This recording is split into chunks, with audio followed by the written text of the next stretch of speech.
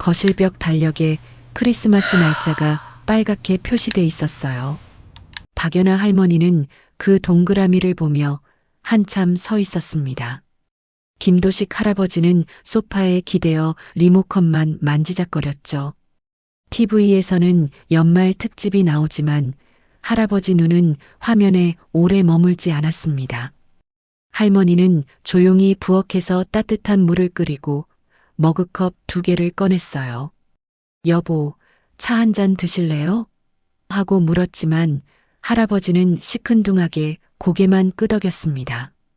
할머니는 할아버지 앞에 컵을 놓고 자신의 컵을 2손으로 감싸쥐었습니다. 그 손끝이 조금 차가웠고 마음도 비슷하게 식어 있었죠. 할머니는 속으로 생각했습니다. 이번 크리스마스도 그냥 지나가면 올해도 아무 일 없이 끝나버릴 것 같다고요. 잠시 뒤 할머니가 조심스럽게 말했습니다. 올해는 집에 틀이라도 작은 거 하나 꺼내볼까요? 할아버지는 한숨을 길게 쉬며 대답했어요. 그거 꺼내고 치우는 게 더 귀찮지 않아요? 할머니는 웃는 척했지만 눈빛은 금세 조용해졌습니다. 그래도 할머니의 마음속에는 작은 불씨가 남아 있었어요. 할머니는 안방 장롱 아래 깊숙한 곳을 열었습니다. 오래된 상자가 하나 나오고 그 위에는 먼지가 얇게 쌓여 있었죠. 할머니는 손바닥으로 먼지를 털며 조심히 상자를 꺼냈습니다. 상자를 열자 낡은 리본과 작은 장식들이 가지런히 들어 있었어요. 전구줄도 있었는데 선이 살짝 꼬여 있었습니다. 할머니는 장식을 하나씩 꺼내며 젊은 시절을 떠올렸죠.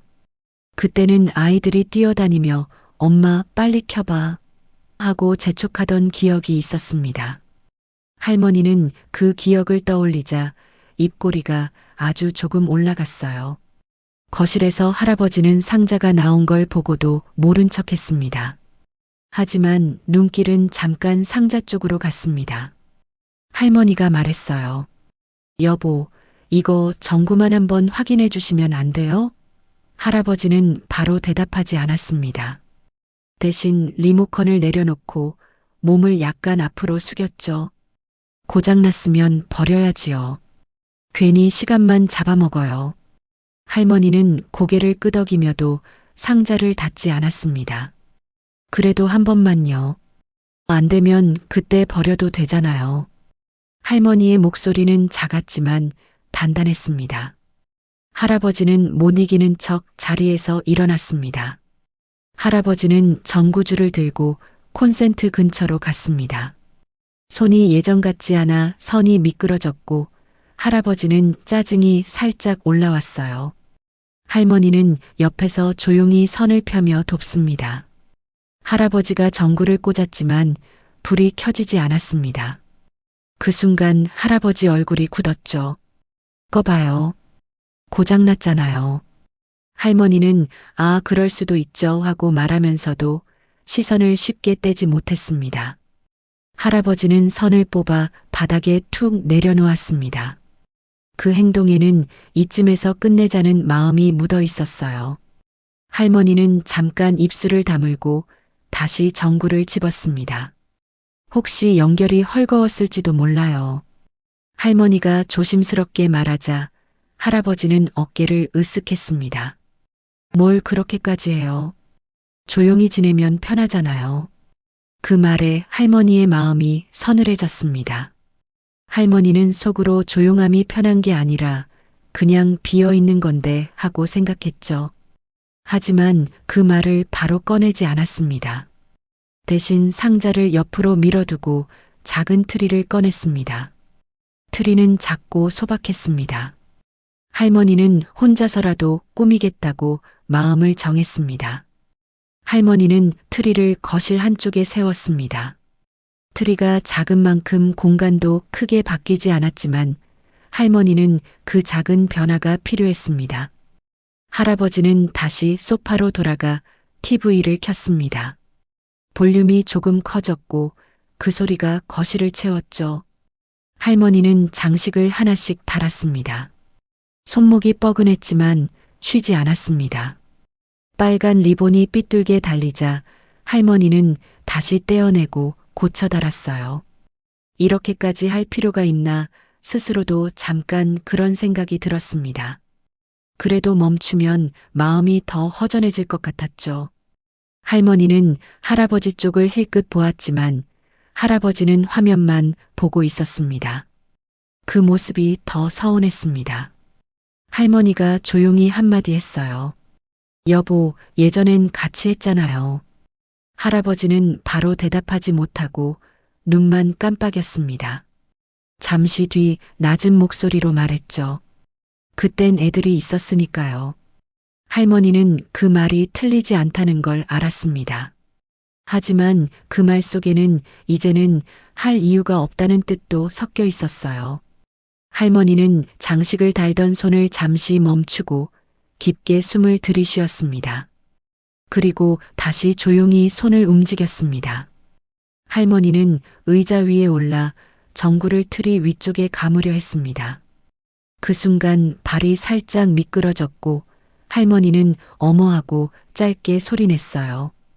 크게 넘어지진 않았지만 무릎이 의자에 부딪혔습니다.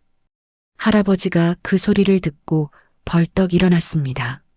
뭐 하는 거예요? 다칠 뻔했잖아요. 할머니는 놀라서 웃어 보였지만 눈가가 살짝 젖었습니다. 괜찮아요. 그냥 조금 부딪혔어요. 할아버지는 화가 난 얼굴로 의자를 잡아주며 말했어요. 그런 번거로운 걸 왜 굳이 해요? 지금 우리 나이가 몇인데요? 그 말이 할머니 마음을 찌르듯 들어왔습니다. 할머니는 참아왔던 감정을 꺼낼 뻔했죠. 여보, 나는 하고 시작했지만 목이 막혀 말이 잘 나오지 않았습니다. 할아버지는 할머니 얼굴을 보고 잠깐 멈칫했습니다. 할머니는 고개를 돌려 눈물을 숨겼습니다.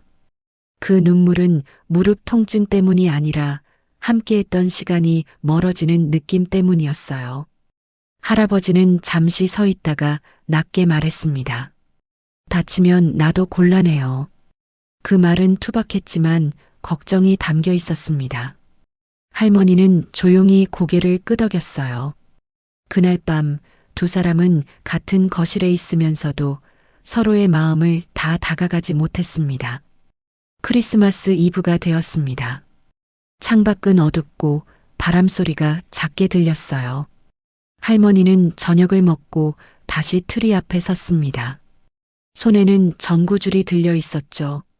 할아버지는 소파에 앉아 있었지만 TV는 꺼져 있었습니다.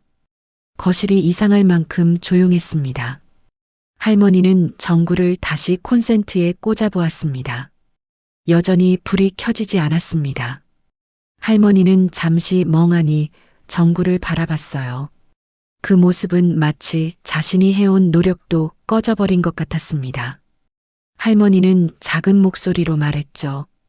이 전구도 이제 끝인가 봐요. 할아버지는 대답하지 않았습니다.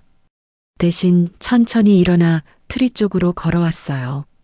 할머니는 그 발소리에 놀라 고개를 들었습니다. 할아버지가 전구줄을 조용히 받아들었습니다.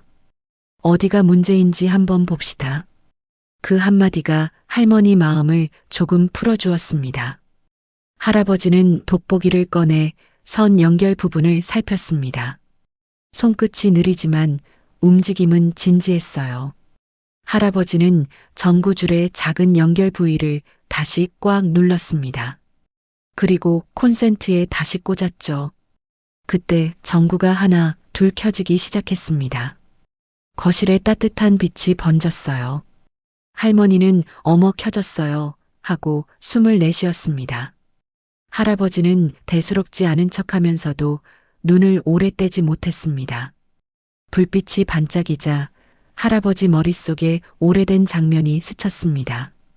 아이들이 뛰어다니고 할머니가 웃으며 장식을 달던 날들이었죠. 할아버지는 그 기억이 반가우면서도 마음 한켠이 저릿했습니다. 할머니가 조심스럽게 말했습니다. 여보, 예쁘죠? 할아버지는 잠깐 침묵하다가 짧게 대답했어요. 예쁘네요. 그 한마디는 작았지만 할머니에게는 큰 선물처럼 들렸습니다. 할머니는 트리 아래에 리본을 하나 더 달았습니다. 당신이 해주니까 더 좋아요. 할머니가 말하자 할아버지는 괜히 헛기침을 했습니다. 그리고 전구선을 정리하며 덧붙였죠. 내일 아침에 불 켜두면 좀 밝겠네요. 그 말에는 함께해도 괜찮다는 허락이 숨어 있었습니다. 트리 불빛이 켜진 거실은 전과 달랐습니다. 할머니는 부엌으로 따뜻한 차를 다시 끓였습니다. 이번에는 할아버지 컵에 꿀을 조금 더 넣었죠. 할아버지는 트리 옆 의자에 앉아 불빛을 바라봤습니다. 무릎 위에 손을 얹은 자세가 한결 편안해 보였습니다. 할머니가 차를 건네며 말했어요. 내가 너무 고집부렸죠? 할아버지는 고개를 저었습니다. 고집이라기보다 나는 그냥 귀찮았던 거죠. 할머니는 차를 한 모금 마시고 천천히 말했습니다. 나는 특별한 날이 사라지는 게 싫었어요. 당신이랑 나까지 조용해지면 집이 너무 비는 것 같아서요. 할아버지는 그 말을 듣고 눈을 깜빡였습니다. 쉽게 감정을 꺼내지 못하는 사람이라 목소리가 잠시 멈췄어요. 그리고 낮게 말했습니다. 나도요. 사실은 그 기억이 떠오르면 더 힘들어서 피한 거예요. 할머니는 그 말에 고개를 끄덕였습니다. 두 사람은 오래 말하지 않았지만 그 침묵은 예전처럼 차갑지 않았습니다. 크리스마스 아침이 밝았습니다. 창문 사이로 햇빛이 들어오고 트리 전구는 은은하게 반짝였어요. 할아버지는 평소보다 조금 일찍 일어났습니다. 거실로 나온 할아버지는 트리를 보고 잠시 멈췄죠. 그리고 손을 뻗어 전구 스위치를 켰습니다. 할머니는 부엌에서 그 소리를 듣고 조용히 미소 지었습니다. 할아버지가 말했어요. 밥 먹고 밖에 잠깐 걸을까요? 그 말은 할아버지에게 큰 변화였습니다. 할머니는 놀란 듯 하다가 바로 부드럽게 대답했죠. 좋아요. 당신이 그렇게 말해주니 더 좋네요. 두 사람은 두꺼운 외투를 꺼내 입었습니다. 현관에서 할머니가 장갑을 찾느라 잠깐 헤매자 할아버지가 장갑을 들어주었습니다. 여기 있어요. 손 시리면 안 되지요. 할머니는 그 말에 가슴이 따뜻해졌습니다. 밖으로 나가기 전 할아버지는 트리를 한 번 더 바라봤어요. 그 눈빛에는 어제보다 덜 무거운 기색이 있었습니다. 며칠 뒤 할머니는 트리를 정리할 시간이 왔다고 생각했습니다. 상자를 꺼내고 장식을 하나씩 벗기며 조심히 넣었어요. 예전 같으면 할아버지는 관심을 두지 않았을 텐데 그날은 상자 옆에 앉아 전구줄을 가지런히 감아주었습니다. 할머니가 웃으며 말했죠. 당신이 도와주니 금방 끝나네요.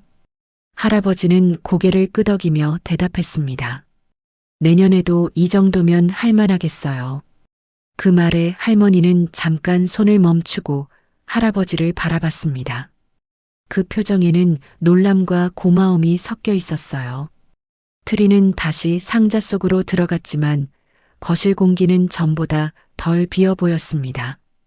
할아버지는 아침 햇살이 드는 소파에 앉아 조용히 차를 마셨습니다. 할머니는 창가에 앉아 바깥을 보며 숨을 고르게 쉬었어요. 두 사람은 크게 달라지지 않았습니다. 하지만 작은 트리 하나가 두 사람 사이의 말을 조금 더 이어주었습니다. 그리고 그 연결은 전구 불빛처럼 천천히 그러나 분명히 계속 남아 있었죠.